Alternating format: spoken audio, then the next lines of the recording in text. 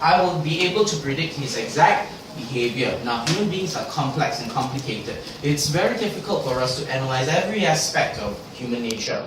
But we do this a lot in games, don't we? When we play games, we look at the computer AI, we know how it behaves, and using our knowledge of the computer AI, we predict what will happen. We do this as well in sports. For instance, if any of you play sports, when you know there's a particular strategy that will be employed, you know, and information about the opposing team, you will adopt a strategy that predicts their particular movements and then and try to do something. But how do we get those rules? How do we prove that these rules are right?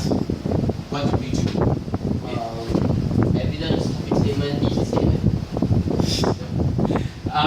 What process? If this is deduction, where we make a prediction, what is the other process that can help us prove that? Induction. Because induction functions by looking at actual examples. Okay? Hi, sorry.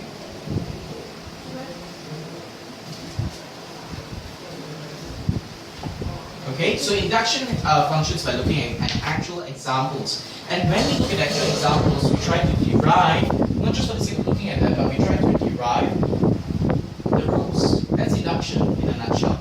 Right? I look at the examples and try to derive the rules. Now, you are not doing something so innocent. What you're trying to do is your statement is your prediction. In other words, you already have your opinion.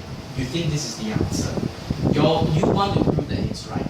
So you have listed several reasons why this prediction would possibly be right. Okay? So based on this equation that you have, it's possible for it to be right. Now this is kind of like you setting an equation. You want x to be 50. So no matter what, the equation is xy minus z plus 20 equals 5. You will change the values of everything in order that you can get your 50. So that's you setting the topic statement that way. Okay, you will manipulate the equation in whatever way. Now in mathematics, of course, at this level of mathematics, where we're just doing theory work, not really theory work, we're just doing the sums, right? We don't have to care about reality. But in an essay, it's not so simple. In an essay, it doesn't matter. You can talk about one of the reasons why that competition helps to improve academic performance is because there is a magical dragon that improves the grades of the country whenever there's competition in the country, which is, of course, may not be nonsense. I don't know if there really is a magical dragon, but as far as we know, there isn't one. So I can't just talk about this magical dragon and actually we also have to look at feng shui. And at the end of the day, we must also consider Singapore's cohort that goes to Hogwarts. I mean, this is all nonsense, basically, because I have no evidence of it. So, I could write anything if I wanted to, essentially. Like, I could change x to 25 if I wanted to. I just have to manipulate what I think the values of y and z are. Yeah? So, the thing is, we can't just do that if we want to write a proper non-fiction, argumentative, and extensive essay. So, what we do is, we have to anchor it. We have to tie in with reality. So this is where the evidence comes into the picture. Can you cite actual situations where this happens? Is it really true that failure, when in a competitive situation, failure is interpreted as an impetus for improvement? Do people really get motivated to improve when they fail, or do people just give up? Which is that people will just get impressed, but after that it's up to them whether they are motivated or they just give up as well. Right. So as you can see, we need to find backup evidence in order to prove it. What do you think? Failure is interpreted by an what? It's interpreted as an impetus. Impetus is kind of like something that makes you want to do something. So basically motivation. Incentives. For improvement. But you know, if you repeat motivation is also nice. So I use impetus. So what do you think? Do you think this is true? You can find evidence to prove that it's true. One thing that comes to mind is actually going to competitions and stopping the players that have actually failed them. And then seeing what are the odds that they'll motivate if they are motivated to improve it again, or they just give on the spot. But I think So we have to find, in other words, ways to prove that this is true. Now, one way we can do it is we can cite data, right, inductively that shows us that this is true. Now, there are three ways to do this. I think we discussed it before. One is finding similarities, one is finding core differences, and one is finding, the other one, the last one is finding relations, relationships between certain factors. Okay, I'm not sure about whether you were there for the classes. I think that I was. I'm not sure I was. Yeah, I think this would not ring a bell for you. Never mind, I will try to find time to mention it again.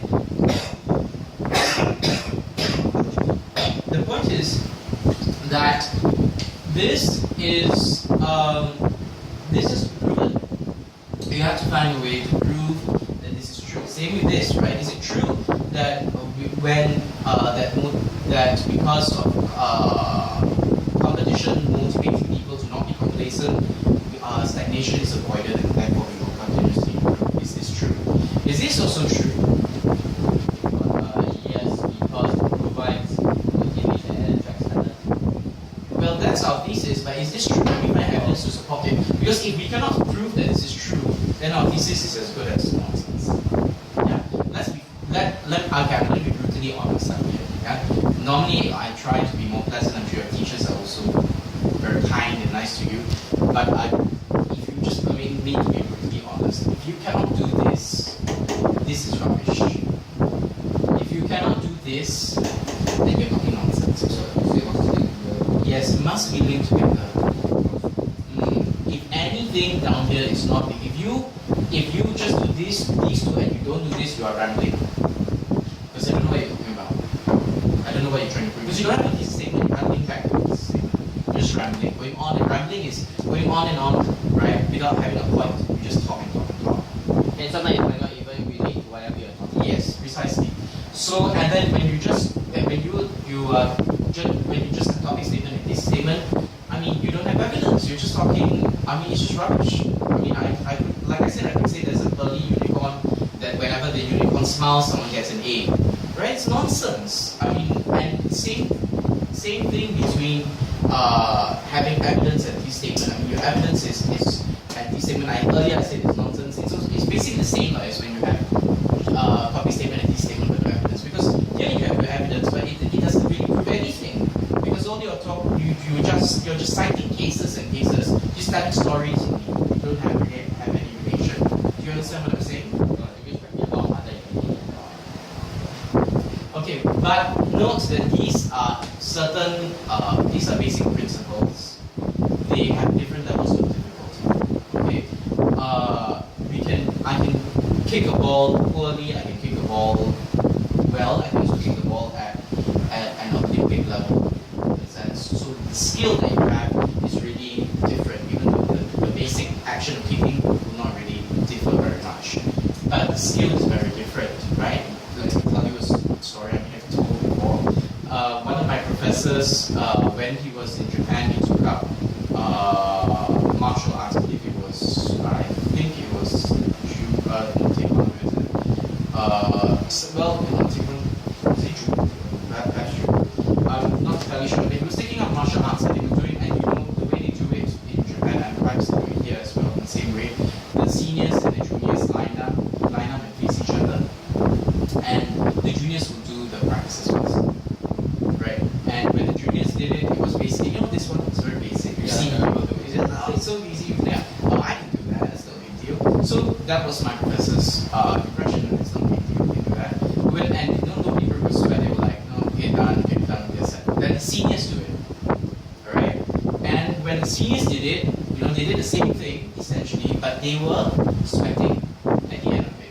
They were sweating. The juniors didn't bring a sweat, seniors bring a sweat. Why? The seniors are both no. Because the seniors are doing it. Sorry?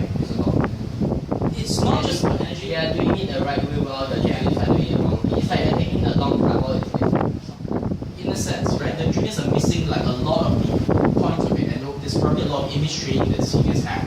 Whereas the juniors don't have any, they have less of that. So when the seniors are doing it, they were really trained, they were really giving a lot from it. And when the juniors are doing it, they're not, right? Same thing when you all are writing, everybody pick up pen, right? Some people finish the essay very fast. Sometimes you think, oh, 45 minutes already finished. I can't even finish my essay. For some people, sometimes, for some people, it means that you find it difficult because you're actually doing it really thoroughly, right? Some people just skipping the surface. Sometimes it's that way. Okay?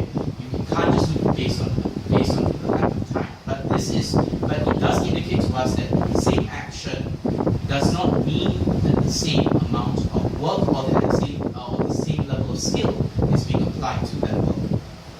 Okay, to do that work. So you understand that even though it looks very complicated down here, I'm not expecting you to reach the stage of to reach a level where it's really, really high. I'm not. Okay? But even though my examples may seem like it's complex and I have to cite examples and whatever, it's really very basic. If I just take a simple thing, a simple case, right? If let's say your mom says, Claudel, if I deduct your pocket money based on the number of A's that you failed to score at the end of every test, and that will help improve your grades. And you want to counter that argument, you want to say, no, that's not true. I can't exactly do that. You just take away my computer time. No. Okay, just imagine this hypothetical situation, yeah? I'm not making fun of you, but so basically, her argument is, her prediction is, if I decrease your pocket money, penalize you based on your pocket money, deduct your pocket money based on the number of A's you failed to score, your grades will improve. That's a prediction.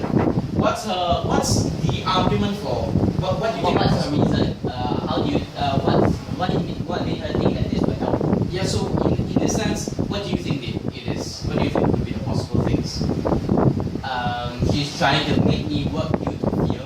Okay. So the assumption is what that you will work because of fear. That's one of the topic statements.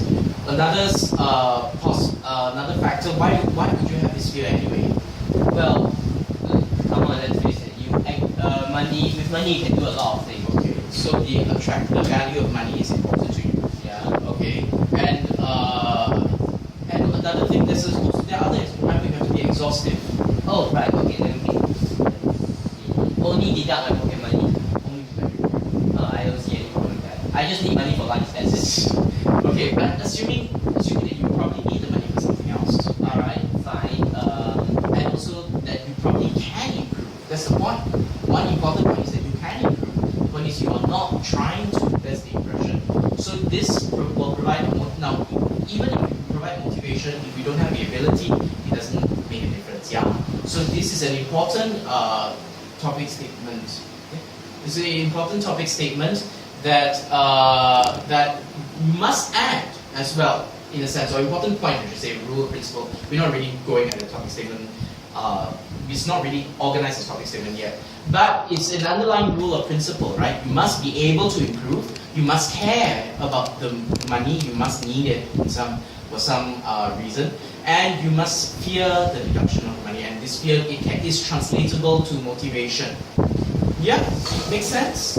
Okay? So you can see how all of these must lead to this. Now you can counter the argument by saying, okay, maybe you have listed all your reasoning might be very exhaustive, yes? I think I have one counter way.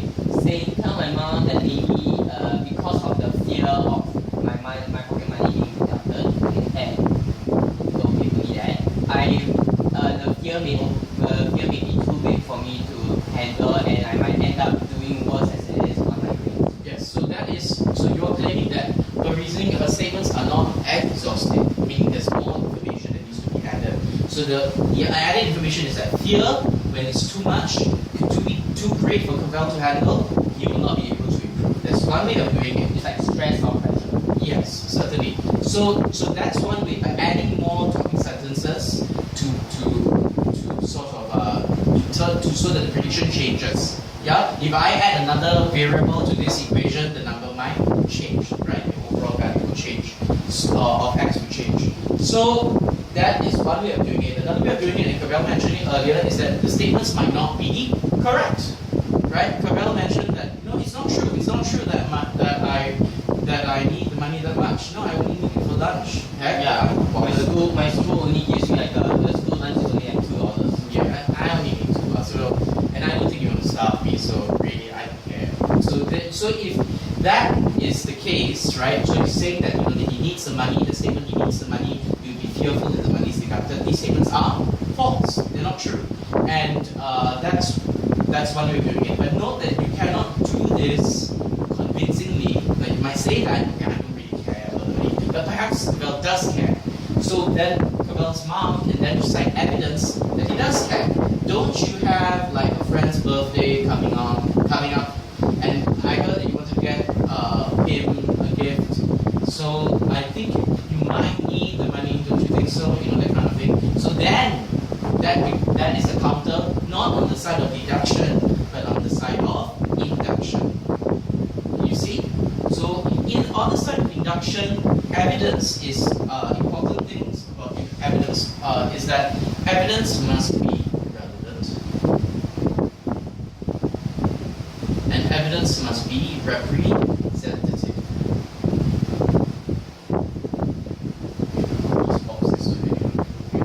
It must be relevant and it must be representative. What does relevant mean?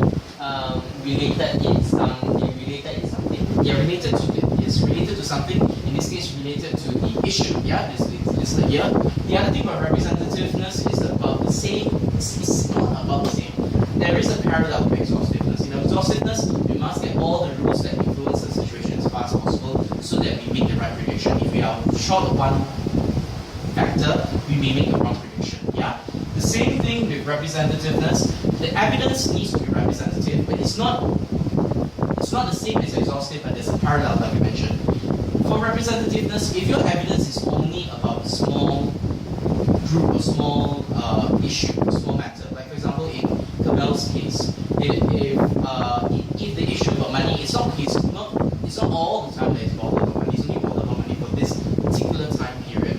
So if that evidence is being cited, then Cabell can say, sure, yeah, okay, I might comply with you for this particular coming test, but this particular This isn't gonna last. Yeah, this isn't gonna last. It's not gonna work because it's not representative. Your evidence is not representative. Your evidence is only about this particular situation. It will not influence me later on, right? So, okay, I'll play your game for now, but I probably will do whatever I want to after that. Okay, of course I'm not asking you to be. Don't worry, I understand. Yeah, it's just to explain the points of representativeness. So the same case applies as well when we're looking at larger groups. If you're trying to talk about students in general, not just about talking about students in general, how to motivate them and whether deduction of pocket money is going to affect their motivation very much. We cannot talk about a small group of students with high expenditure.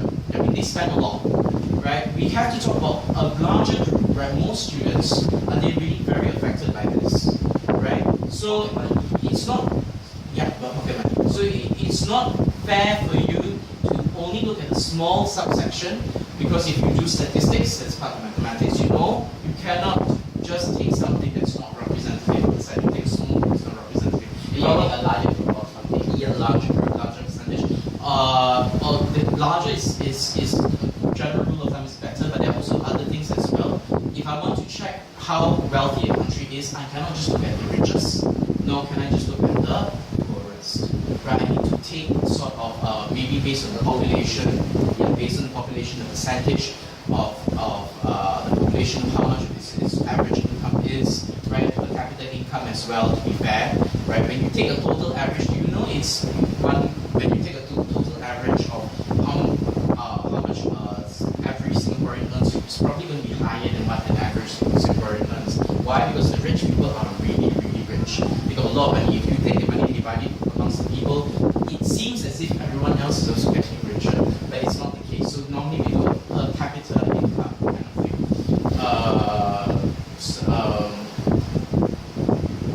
Never mind. I'm going to talk about economics. But the point is that statistics can be skewed, but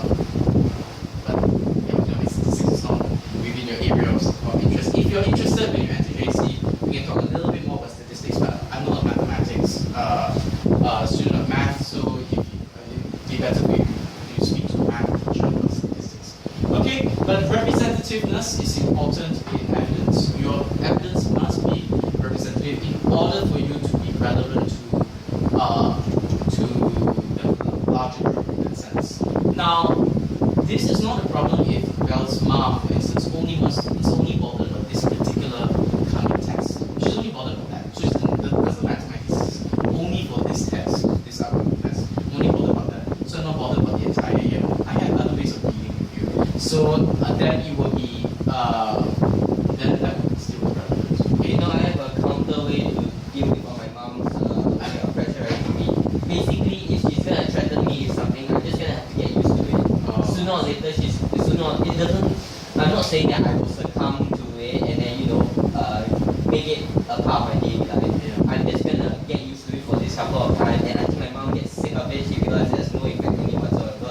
She's done with it. I can move on with my life. Parents have one thing that children find hard to combat against it. I say this as a child myself. One thing, the hardest thing to fight against is when your parents make it clear that you're doing it because and you accept so that they do it because they love you. And that is the hardest thing to fight. Yeah, we should fight anyway. Okay, so so in that sense, try to take whatever parents do sometimes with a little pinch of not salt but love in that sense. I understand that the perspective is the methods might be strange, arrogant sometimes, And to a children's mind, inhumane. yeah, inhumane certainly, yeah, and very uncaring and very insensitive. But the source of it is good. How it translates eventually. I mean, you can discuss and try to get the person to change, maybe how difficult it is to get people to change. But trust that by and large, parents do ask you to do this because they love you, whether or not the method that they are doing it. I mean, it is acceptable to you is another matter, but though it's not the same as when other people outside try to get you to do things. I don't necessarily have a problem with what my mom punishes me with. It's just that the things that she punishes me with, right, it's kind of illogical. For example, we're talking about how bad my memory is, and then I'm not really good with names, and somewhere along the line we get into an argument. Then all of a sudden she begs me for a computer, and I ask her, what does this and anything to do with my computer? And you say, well, you use the computer all the time, and all this other stuff. I'm still trying to draw some stuff with it, but I really can't find anything of it. Okay, yeah, I understand. Children, and I mean, even if you ask your mom, should probably just say the same thing about parents. She doesn't understand why parents do some things. Relationship with children and parents will not change. When you become a parent, you guys will probably do the same thing. Yeah, because I'll ask 35 or 45-year-old. okay, suffice to say that parents do sometimes tolerate things. One fault parents have is they tolerate things, they don't mention it there and then later on when you do something that annoys them, then after that, they bring it up. Yeah? So